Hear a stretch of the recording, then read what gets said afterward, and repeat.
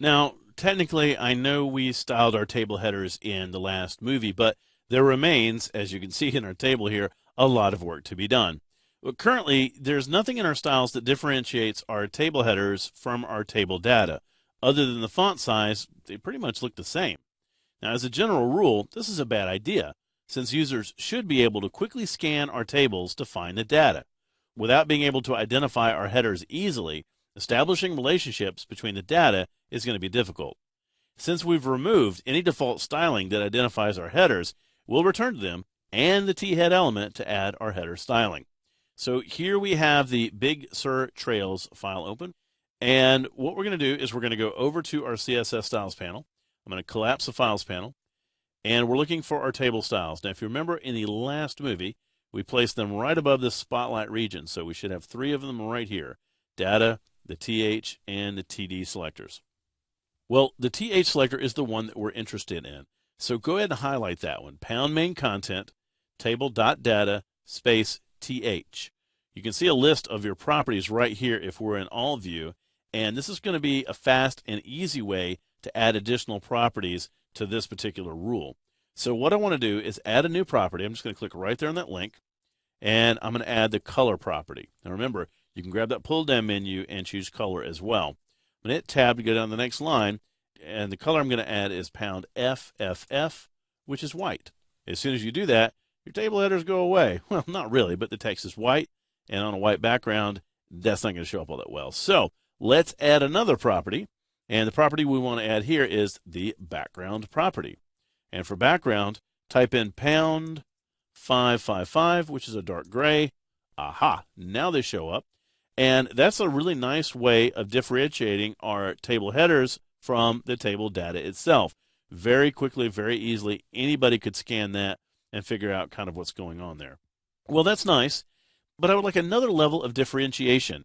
How about being able to differentiate between the name of a trail versus the data up top where the trail name, type, length, path, elevation, and rating are being listed? Well, remember, the table row up top that contains those table header cells is surrounded by a t-head tag. We can use that to our advantage by creating an additional rule. So with our th tag rule right up here still highlighted, go down to your CSS Styles panel and click New CSS Rule. Once again, make it compound, but just ignore anything that comes up here. This is a really long string, and we don't need it to be quite that long. Type in pound main content space table.data space t-head, all one word. Now, the only downside to writing out these long compound or descendant selectors all by yourself is that spelling counts. Spelling, capitalization, spaces, dots, punctuation, all of it matters.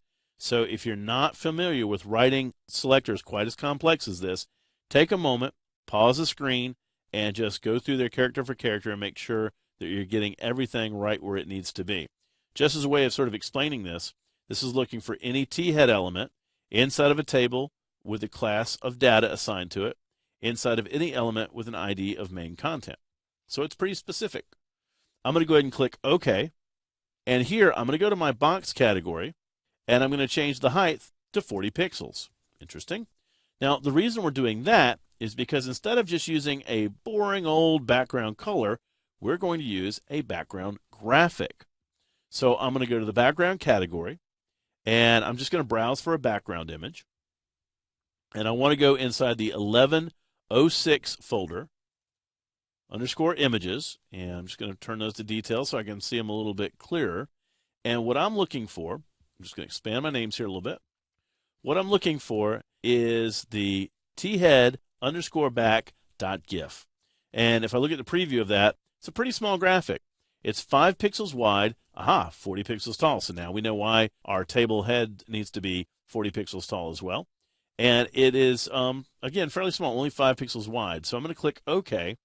And what we're going to do now is we're going to do a background repeat of repeat X. That's going to tile this graphic along the X-axis, which is going to make it look like one seamless gradient all the way across. And when we click OK, we see nothing. Well, that was a little anticlimactic, wasn't it? So how come we're not seeing anything? I want you to think of these table elements as sort of sitting on top of one another. The table would be at the very bottom, for example, and then the table cells would sort of sit on top of that. So if you gave your table a background color, but then gave your table data tags a background color, you wouldn't see your table's background. Same thing's happening here. The T-head tag is sort of sitting underneath the TH tags that are on top of it. So that gray background color that's sitting on top of the T-head tags is covering up our really cool orange gradient. So what are we going to do here?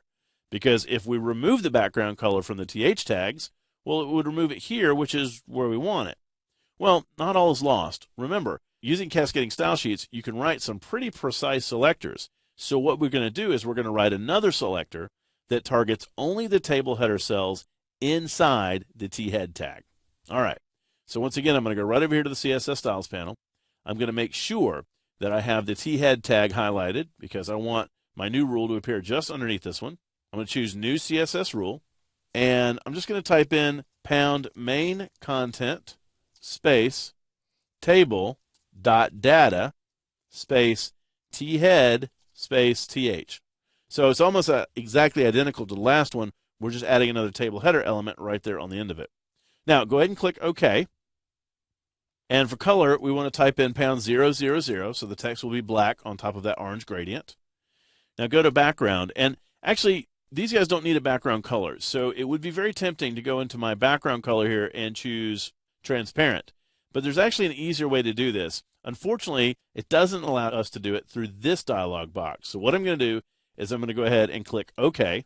And then using the CSS Styles panel, I'm going to add another property, and I'm going to add background none. Easy enough. Now just do a save all. And you might be saying to yourself, wait a second, I thought we were supposed to see a cool orange gradient behind our top header cells. What's the deal?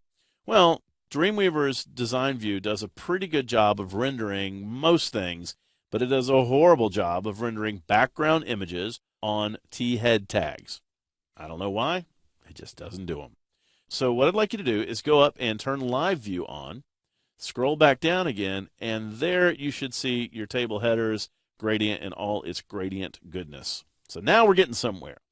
Our headers are fairly distinct from the rest of the table, and they're generating some real visual interest. There's some pop there. Notice that the top headers and side headers have separate but related styling, which signals intent and relationships visually. Now that we've taken care of our headers, we need to turn our attention to making the table data itself a little bit more visually appealing.